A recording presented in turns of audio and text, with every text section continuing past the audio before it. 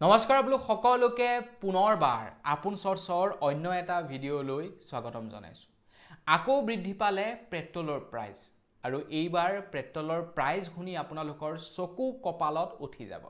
চকু কপালত উঠিব আপোনালোকৰ পেট্ৰলৰ প্ৰাইচ শুনি মানে কংগ্ৰেছৰ দিনত যিমান টকা আছিলে পাৰ লিটাৰ পেট্ৰলৰ তো তাতকৈ মানে বহু বেছি পৰিমাণে দাম বৃদ্ধি পাইছে পেট্ৰলৰ। শুনিলে আচৰিত হ'ব, নতুন দাম শুনি আপোনালোকে আচৰিত হ'ব। তো নতুন পেট্ৰলৰ প্ৰাইচ কিমান হৈছে তো এই ভিডিঅ'টো জানিবৰ কাৰণে এই ভিডিঅ'টো সম্পূৰ্ণকৈ চাওক। আপোনালোকক গোটেইবিলাক ডিটেইলছ জনাম আৰু কংগ্ৰেছৰ দিনত সেই লিটাৰ পেট্ৰলৰ দাম কিমান আছিলে সেই সম্পৰ্কেও কিছু তথ্য জনাম। ইয়াতে মই কোনো চৰকাৰক ছাপোৰ্ট কৰি ভিডিঅ' বনোৱা নাই বা কোনো পাৰ্টিক ছাপোৰ্ট কৰি ভিডিঅ' বনোৱা নাই। অৰিজিনেল ফেক্টছটো আপোনালোকক জনাব বিচাৰিছোঁ যে কোনটো টাইমত কিমান দাম আছিলে আৰু এতিয়া কিমান হৈছে।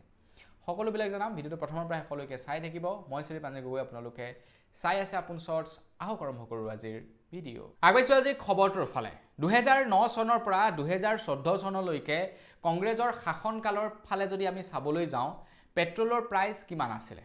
2009 চনৰ পৰা 2014 চনলৈকে এটা এভাৰেজ যদি আমি উলিয়াবলৈ যাওঁ, পাৰ লিটাৰ পেট্ৰলৰ দাম আছিলে প্ৰায় 63 টকা। মানে এভাৰেজ যদি উলিয়াবলৈ যাওঁ 2009 চনত আছিলে 45 টকা, লগতে 2010 চনত হৈ গ'ল 48 টকা, 2011 চনত হৈ গ'ল 58 টকা, 2012 চনত হৈ গ'ল 65 টকা, 2013 চনত হৈ গ'ল 64 টকা, 2014 চনত হৈ গ'ল 73 টকা, 2014 চনত আকৌ দাম বৃদ্ধি পাইছিলে, দাম হৈ গ'ল 72 টকা হৈছিলে, দাম মানে কমিছিলে। আকৌ 2014 চনৰ শেষৰ ফালে দাম হৈছিলে 72 টকা। মানে দামবিলাক কি হয় আপোনাৰ উঠা নমা হৈ আছিলে। তো এটা এপ্ৰক্স ক'ব পাৰি যে 2009 চনৰ পৰা 2014 চনলৈকে এভাৰেজ প্ৰাইচ আছিলে প্ৰায় 62 টকা পাৰ লিটাৰ পেট্ৰল। মানে বৰ্তমান যিমান দাম হৈছে তাতকৈতো বহুতেই কম আছিলে বুলি আমি ক'ব পাৰোঁ, মানে 2009 চনৰ পৰা 2014 চনৰ ভিতৰত। এতিয়া বহুতে এইটো যুক্তি দিব পাৰে যে সেই সময়ত ক্ৰুড অইলৰ প্ৰাইচটো বেলেগ আছিলে, এতিয়া ক্ৰুড অইলৰ প্ৰাইচটো বেলেগ হৈছে, তো তাৰ কাৰণে পেট্ৰলৰ দামটো বেলেগ হৈছে। তো এনেকুৱা ধৰণৰ যুক্তি দিব পাৰে, কিন্তু আপোনালোকক জনাই থৈ যাওঁ যে বৰ্তমান পাৰ বেৰেল ক্ৰুড অইলৰ দাম যিমান, তো সেই সময়ত তাতকৈ বেছি আছিলে। এতিয়া প্ৰায় $87 পাৰ বেৰেল ক্ৰুড অইল পোৱা যায়, কিন্তু সেই সময়ত পাৰ বেৰেল ক্ৰুড অইলৰ দাম আছিলে প্ৰায় $100। প্ৰায় $100 আছিলে পাৰ বেৰেল ক্ৰুড অইলৰ দাম 2009 পৰা 2014 চনৰ ভিতৰত। মানে চিম্পুল অৰ্থত যদি আপোনালোকক ক'বলৈ যাওঁ, মানে 1 গ্ৰাম ক্ৰুড অইলৰ প্ৰাইচ তেতিয়া সেই সময়ত মানে প্ৰায় মানে 6,000-7,000 টকা আছিলে, বা ডলাৰ হিচাপত চাব গ'লে $100 আছিলে। আৰু বৰ্তমান সময়ত যদি চাবলৈ যাওঁ, মানে 1 বেৰেল ক্ৰুড অইলৰ দামটো হৈছে প্ৰায় $87। মানে 87 টকা হিচাপত যদি আমি চাবলৈ যাওঁ, তেনেহ'লে প্ৰায় এপ্ৰক্স এতিয়াৰ ডেটত মানে সেই 6,000-7,000 টকা তেনেকুৱা ধৰণৰে আছিলে। কিন্তু সেই সময়ৰ প্ৰাইচটো আৰু এই সময়ৰ যদি প্ৰাইচটো আমি মিলাবলৈ চাওঁ, আকাশ পাতাল পাৰ্থক্য। এতিয়া সেই বস্তুটো আমি সেই তেতিয়াৰ সৈতে এতিয়াতো মিলালেও নহ'ব, কাৰণ সেই সময়ত বহুতো কষ্ট কম আছিলে।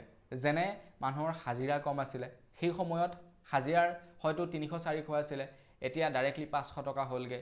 সেই সময়ত বহুবিলাক বস্তুৰ মানে বহুতেই সস্তা আছিলে। এই সময়ত বস্তুবিলাকৰ দামবিলাক পৰ্যায়ক্ৰমে বৃদ্ধি পাইছে। তো সেইবিলাকো একোটা কাৰণ দাম বৃদ্ধি পোৱাৰ। বাৰু যি কি নহওক, ইয়াতে কোনো চৰকাৰক ডিফেম কৰিব বিচৰা নাই, কিন্তু একজেক্ট প্ৰাইচটো কিমান কি আছিলে সেই সম্পৰ্কত জনাব বিচাৰিছোঁ। আৰু কংগ্ৰেছৰ চৰকাৰো যদি এতিয়া থাকিলেহেঁতেন, সেই সীমান্ত প্ৰাইজতে পেট্ৰল দিব নোৱাৰে, পেট্ৰলৰ দাম এনেও অকণমান হ'লেও বাঢ়িলেহেঁতেন। কাৰণ যিহেতু প্ৰত্যেক বছৰে প্ৰত্যেকটো বস্তু চেঞ্জ হৈ গৈ আছে, গতিকে সেই হিচাপত প্ৰত্যেকখন চৰকাৰে বস্তুবিলাকৰ দামবিলাক ইনক্ৰিজ কৰি থাকে। গতিকে এতিয়া যদি কংগ্ৰেছৰ চৰকাৰো থাকিলেহেঁতেন, বস্তুৰ দামটো অকণমান ইফাল সিফাল হ'লহেঁতেন। একে কেতিয়াও ৰাখিব নোৱাৰে, একে কেতিয়াও নাথাকে। কিন্তু বিজেপি চৰকাৰে বহুতেই পাৰ্থক্য কৰি পেলালে, বহুত পাৰ্থক্য কৰি পেলালে। এতিয়া নতুন প্ৰাইজৰ কথা যদি আপোনালোকক ক'বলৈ যাওঁ, আপোনালোকৰ চকু কপালত উঠি যাব। বৰ্তমান সময়ত নতুন যদি পেট্ৰল প্ৰাইজৰ কথা ক'বলৈ যাওঁ, পাৰ লিটাৰ পেট্ৰলৰ দাম হৈছে প্ৰায় 167 ৰুপিজ। পাৰ লিটাৰ পেট্ৰলৰ দাম 167 ৰুপিজ। এতিয়া বহুলোকে এইটো কুৱেশ্যন কৰিব পাৰে যে 167 ৰুপিজ নৰ্মেল পেট্ৰলৰ দাম নহয়, 100% পিয়'ৰ পেট্ৰলৰ দামহে 167। এতিয়া কংগ্ৰেছৰ বা 2014 চনৰ পূৰ্বে আমি যিবিলাক পেট্ৰল পাই আছিলোঁ, সেইবিলাকো 100% পিয়'ৰ পেট্ৰলেই আছিলে। তো সেই সময়ৰ 100% পিয়'ৰ পেট্ৰলৰ দাম আছিলে কিমান? এভাৰেজ 62। আৰু এতিয়া 100% পিয়'ৰ পেট্ৰলৰ দাম হ'ল 167।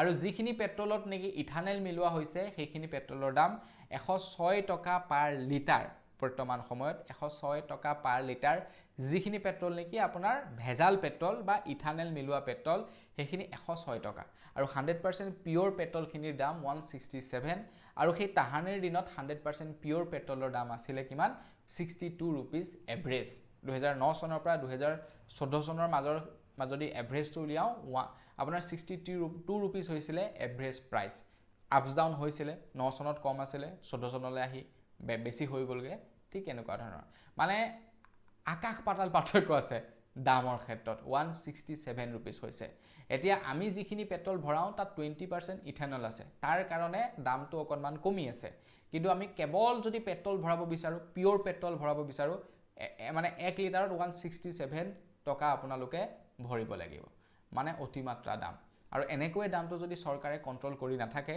তেনেহলে অনাগত 2-3 বছৰৰ ভিতৰত 1 লিটাৰ পিওৰ পেট্ৰলৰ দাম প্ৰায় 200 টকা হবগে আৰু 1 লিটাৰ ইথানল মিলোৱা পেট্ৰলৰ দাম হবগে প্ৰায় 150 টকা যদি চৰকাৰে কন্ট্ৰোল কৰিম বুলি ভাবে কৰিব পাৰিব ডেফিনেটলি কৰিব পাৰিব আৰু যদি চৰকাৰে কন্ট্ৰোল নকৰো বুলি ভাবে তেনেহলে এনেকৈ থাকিব দামটো বাঢ়িয়ে থাকিব এটা বাবা ৰামদেৱেটো কৈছে যদি পতঞ্জলি কোম্পানীক পেট্ৰল বিক্ৰী কৰিবৰ কাৰণে অনুমতি দি দিয়ে পতঞ্জলি কোম্পানীয়ে আমাৰ ভাৰতবৰ্ষত 35 পৰা 40 টকাত পাৰ লিটাৰ পেট্ৰল তেওঁলোকে প্ৰভাইড কৰিব পাৰিব এতিয়া পতঞ্জলিয়ে পাৰিব বাকি চৰকাৰে কিয় নোৱাৰে সেইটো নাজানো মোৰ মতে চৰকাৰে পতঞ্জলিক অনুমতি দিয়ে দিব লাগে যাতে পতঞ্জলিয়ে আমাৰ ভাৰতত 35 পৰা 40 টকাত পাৰ লিটাৰ পেট্ৰল বিক্ৰী কৰিব পাৰে বাকি যি কি নহওক আপোনালোকৰ মতামত কমেন্ট সেকশনত জনাই থৈ যাব কমেন্ট বক্স খোলা আছে বাকি আপোনালোকে মুখ জাজ নকৰিব কোনো পলিটিক্যাল পাৰ্টিৰ সৈতে লিংক কৰিবলৈ গৈ মুখ জাজ নকৰিব জাস্ট মই আপোনালোকক তথ্যখিনিহে জনাইছো তো আজিৰ ভিডিঅ' দিমানেই পুনৰ এটা ভিডিঅ' লগ পোৱাৰ আশাৰে বিদায় মাগিছো ধন্যবাদ